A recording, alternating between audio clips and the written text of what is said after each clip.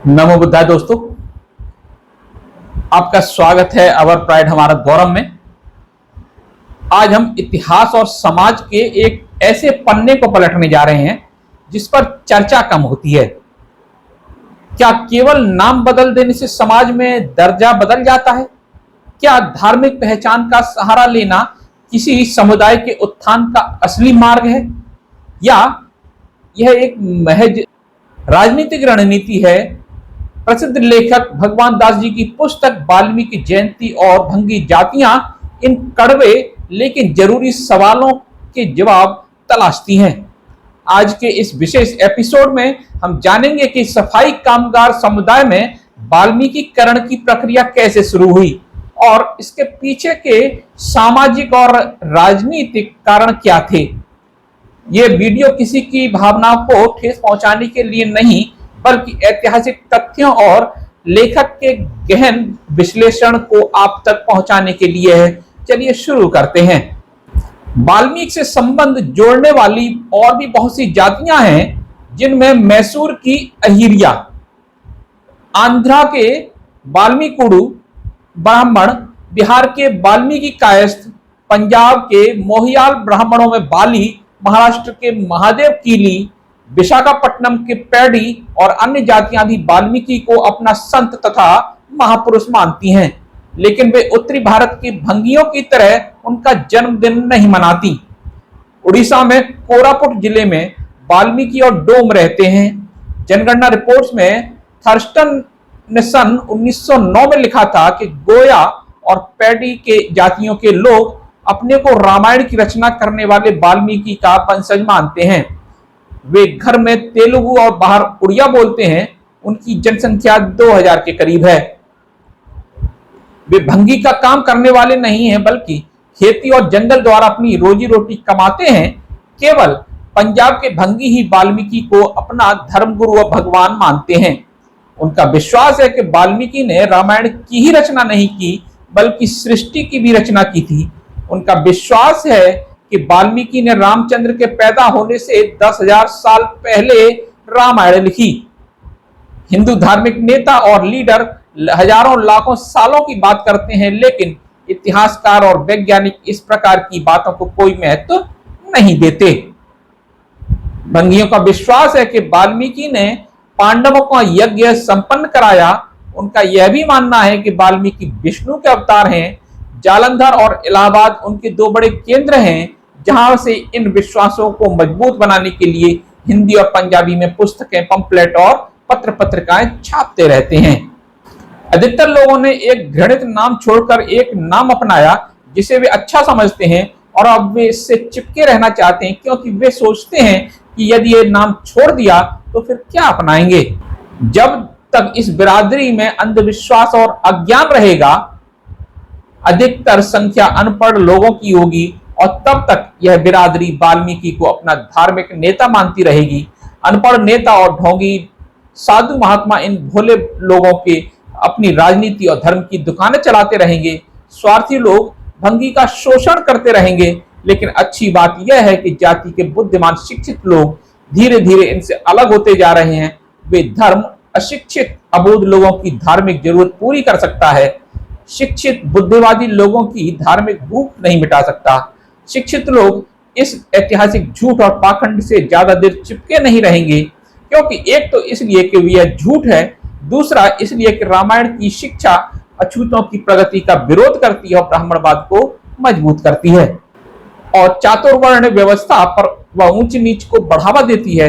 यही कारण है कि सवर्ण जातियां इसे पसंद करती हैं, लेकिन कोई बुद्धिवादी, अछूत या शूद्र इसमें जरा भी सोचने की शक्ति या आत्मसम्मान की भावना है, रामायण को धार्मिक ग्रंथ नहीं मान सकता। और आज तो स्वयं रामायण की ऐतिहासिकता को ही चैलेंज किया जा रहा है। भारत में कई रामायण प्रचलित हैं। कहीं सीता राम की पत्नी है, कहीं ये बहन राम के मुकाबले रावण का चित्र ऊंचा है।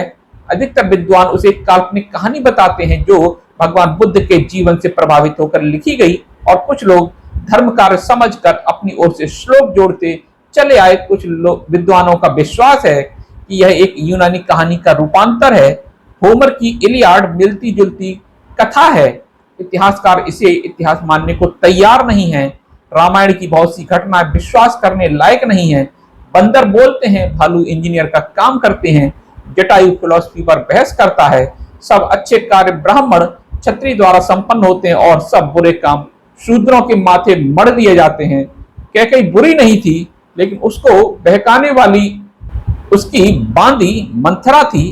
राम का दोष नहीं था, दोष उस धोबी का था जिसने राम पर फब्ती कसी और राम ने सीता को घर से निकाल दिया।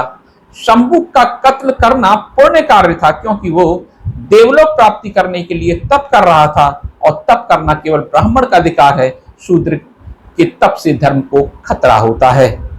क्या वाल्मीकि को अपनाने से हिंदुओं का व्यवहार बदल जाएगा? भंगी लोग वाल्मीकि में उस समय तक दिलचस्पी लेते रहेंगे जब तक अशिक्षा व अज्ञान का राज्य है, या जब तक वे रामायण को तार्किक व बुद्धिवादी समीक्षा नहीं करेंगे। जब तक वे रामायण की पूजा न करके पढ़ना शुरू नहीं कर देंगे, तब तक वाल्मीकि को अपना धर्म गुरु मानते रहेंगे और जन्म दिवस मनाते रहेंगे। अनपढ़ नेता भंगी जाति के लोगों की अनपढ़ता, जहालत और पिछड़ेपन का फायदा उठाकर अपनी लीडरी चमकाते रहेंगे, उन्हें बेवकूफ बनाते रहेंगे। आज शिक्षित लोगों की संख्या बढ़ रही है। शिक्षा पाने के बाद जो लोग आरक्षण का लाभ उठाकर ऊंचे पदों या नौकरियों में लग जाते हैं, वे अपनी जाति परिवारों से कुछ अलग से होने लगते हैं। जो व्यापार, खेती या वकालत, डॉक्टर, अध्यापक आदि पेशों में लगे हैं, वे भी इस जाति से अलग हो जाते हैं। वे वाल्मीकि कहलाने में शर्म महसूस करते हैं। बाकी रह जाते हैं सफाई में काम में लगे हुए लोग, जो भंगी बस्तियों, चूहड़ माजरों, झोपड़पट्टियों में रहते हैं। इन मोहल्लों में रहने वाले अनपढ़ या कम पढ़े नौजवान भंगियों के नेता बन जाते हैं। वे उनके आर्थिक, सामाजिक, वैचारिक जागृति या संगठन के लिए कोई विशेष काम नहीं करते, लेकिन वे नगर निगमों, महापालिकाओं, विधानसभाओं में सदस्य बनने की इच्छा जरूर रखते हैं। इसी उद्देश्य की पूर्ति के लिए वे राजनीतिक पार्टियों से जुड़े रहते हैं और उनके नेताओं की चापलूसी व कार्यक्रमों को सफल बनाने के लिए भागदौड़ करते रहते हैं।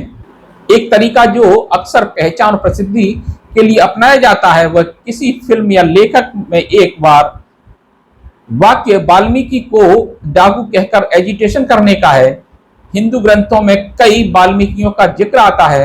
रामायण का वाल्मीकि ब्राह्मण था, लेकिन महाभारत का वाल्मीकि सुपच था। भक्ति काल का वाल्मीकि चोर, डकैत और अनपढ़ था। वह राम भक्त था, लेकिन राम राम नहीं कह सकता था। सप्त ऋषियों ने उसे मरा मरा कहने को कहा, जो राम राम बन जाता है। चमार जाति में जन्मे संत रविदास ने अपने एक श्लोक में उल्टा नाम जपत कहकर घटना की पुष्टि की है। वाल्मीकि को डाकू कह दिया। इस बात को लेकर कई वाल्मीकि नौजवानों नेता अपनी लीडरी चमकाने में सफल हुए हैं। हर पढ़ा लिखा वाल्मीकि नौजवान आज पूछता है कि वाल्मीकि से हमारा क्या संबंध है? क्या वाल्मीकि भंगी था? क्या वाल्मीकि ब्राह्मण था? वाल्मीकि ने अछूतों के लिए क्या लिखा और क्या संदेश छोड़ा? क्या वाल्मीकि चातुर्वर्ण व्यवस्था का मानने वाला था? क्या वह वर्ण व्यवस्था कायम रखना चाहता था? क्या वह उसका विरोधी था?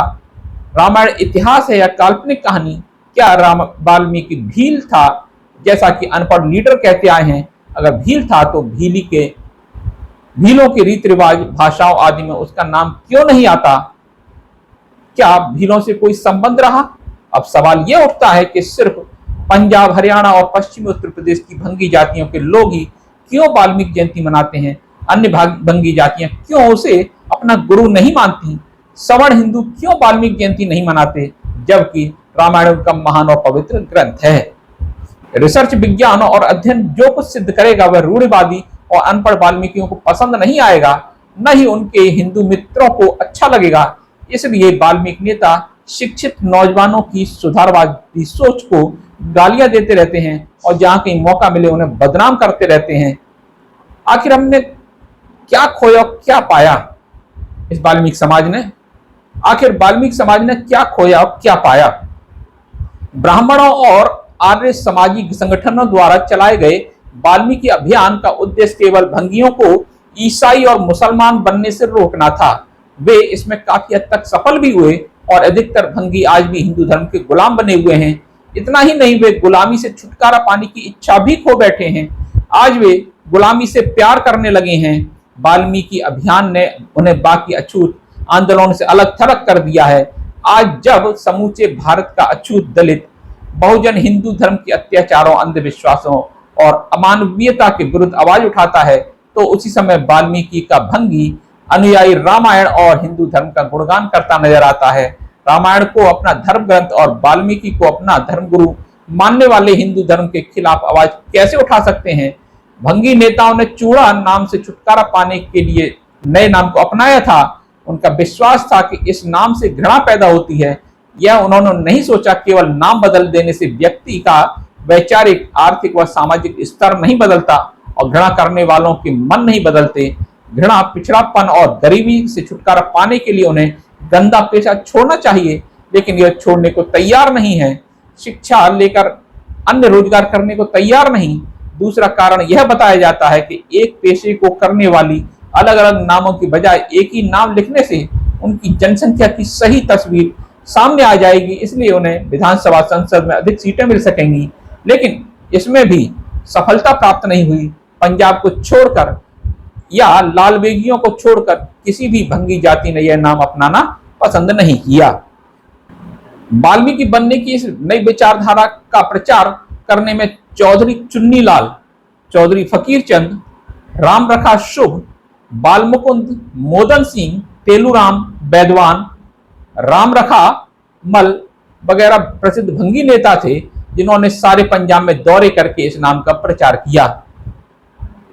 आज उत्तरी भारत में 10 प्रदेशों में वाल्मीकि कहे जाने वाले दलित मिलते हैं।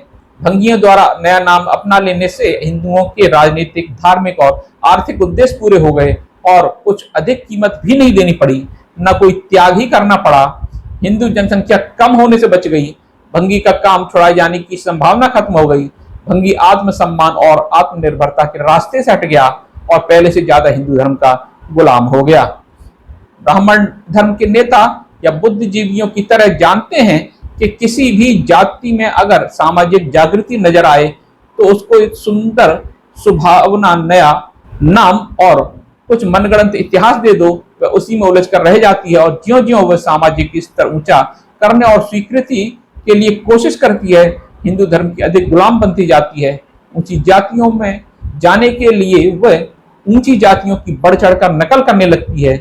यह नकल खाने पीने, पहनने ओढ़ने की आदतों से शुरू होकर हिंदू रस्मों रिवाज और तीज त्योहारों की नकल तक जाती है।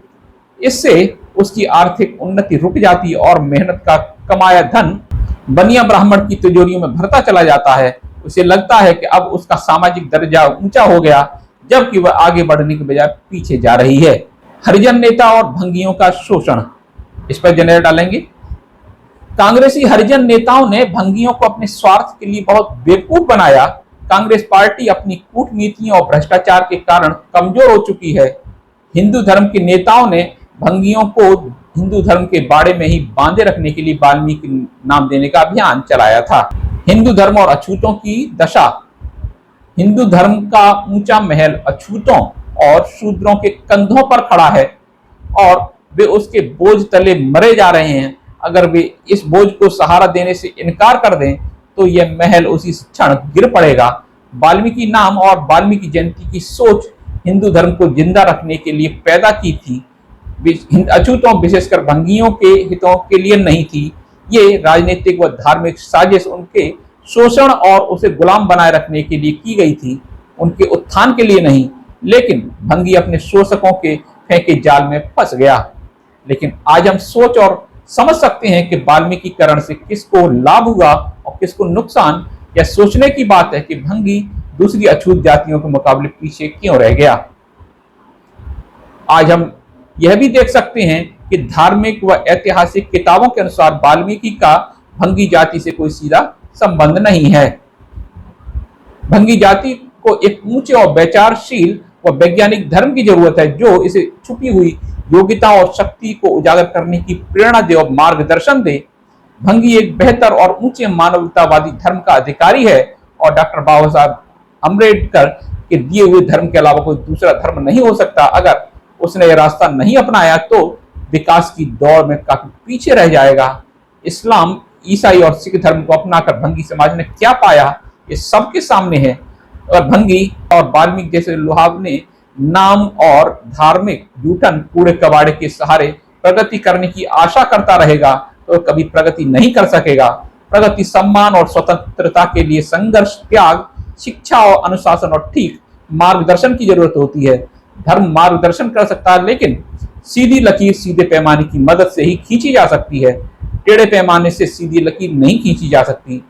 एक विद्वान विचारक ने कहा था कि एक अच्छा धम्म इंसान को आगे की ओर ले जा सकता है और एक नीचा धम्म नीचे गिराता है। यह भंगियों पर निर्भर है कि अपने भविष्य को उज्जवल करने के लिए कौन सा रास्ता चुनेंगे। क्रांति, स्वतंत्रता और प्रगति का रास्ता बाबा साहब डॉक्टर अंबेडकर ने दिखाया है, या गुलामी, भीख, नकल, खुशामद, असंगठन, गरीबी और पिछड़ेपन का रास्ता जिस पर जाहिल, स्वार्थी और अनपढ़ नेता ले जाना चाहते हैं। बात करेंगे अंबेडकर मिशन, बेहतर समाज की मुक्ति का मार्ग। आज हिंदू समाज और इस्लाम धर्म के अनुयायी पूरी दुनिया पर छा जाने की कोशिश कर रहे हैं। इसके लिए दलित, शोषित तथा पिछड़ी जातियों को साथ लेकर चलना बहुत जरूरी है। ये लोग अधिकतर पिछड़े, गरीब, अनपढ़ होते हैं, इसलिए इन्हें गुमराह कर आसानी से भड़काया जा सकता है। वाल्मीकि नाम देना, वाल्मीकि को उनका धर्म गुरु बनाना, हिंदू रीति रिवाज व त्योहारों को बढ़ावा देना, वाल्मीकि जयंती मनाने का यही असली उद्देश्य था। यदि अनुसूचित जातियां स्वतंत्र ढंग से जीते हुए जातिवाद, गुलामी, अशिक्षा, कुरीतियों व अंधविश्वासों से मुक्त होकर सही मायने में जागृति और विकास की ओर चलना चाहती हैं तो उन्हें बाबा साहब अंबेडकर के दिखाए हुए रास्ते को अपनाना पड़ेगा। इसके अलावा कोई रास्ता नहीं है, बाकी सिर्फ भटकाव के मार्ग हैं। बाबा साहब अंबेडकर ने 25 वर्ष से अधिक समय लगाकर अध्ययन करके, सभी धर्मों का अध्ययन करके भगवान बुद्ध की वैज्ञानिक और मानवतावादी शिक्षा पर आधारित धर्म को अपनाया। बौद्ध धर्म में ईश्वर, आत्मा, अंधविश्वास के लिए कोई स्थान नहीं है। इष्ट देवता ये ईश्वर की उपासना नहीं है। बौद्ध धर्म समानता, स्वतंत्रता, बंधुत्वशील और नैतिकता पर जोर देता है। यही एक रास्ता है जिसे अपनाकर दलित, बहुजन संगठित हो सकते हैं, स्वतंत्र हो सकते हैं, उन्नति कर सकते हैं और दुनिया से जाति व्यवस्था, छुआछूत, अज्ञानता, असमानता, शोषण और दुख मिटाने के लिए काम कर सकते हैं। साथियों, भगवान दास का यह विश्लेषण हमें सोचने पर मजबूर कर देता है कि असली आजादी और सम्मान कर्मकांडों या अंधविश्वासों से नहीं, बल्कि शिक्षा और वैज्ञानिक सोच से आता है। जैसा कि बाबा साहब अंबेडकर ने कहा था, शिक्षित बनो, संगठित रहो और संघर्ष करो। किसी भी समाज की तरक्की इस बात पर निर्भर करती है कि वह अपने समाज को, अपने इतिहास को कितनी गहराई से समझता है और भविष्य के लिए कौन सा मार्ग चुनता है। आपको क्या लगता है, क्या सामाजिक परिवर्तन के लिए नाम बदलना काफी है या हमें अपनी सोच और शिक्षा पर ध्यान देना चाहिए? अपने विचार कमेंट्स में हमें जरूर साझा करें। अगर आपको ये जानकारी महत्वपूर्ण और वीडियो पसंद आया हो तो इसे लाइक करें और अवर प्राइड हमारा गौरव को सब्सक्राइब करना न भूलें। मिलते हैं अगले महत्वपूर्ण विषय के साथ, तब तक के लिए जय भीम, नमो बुद्धाय।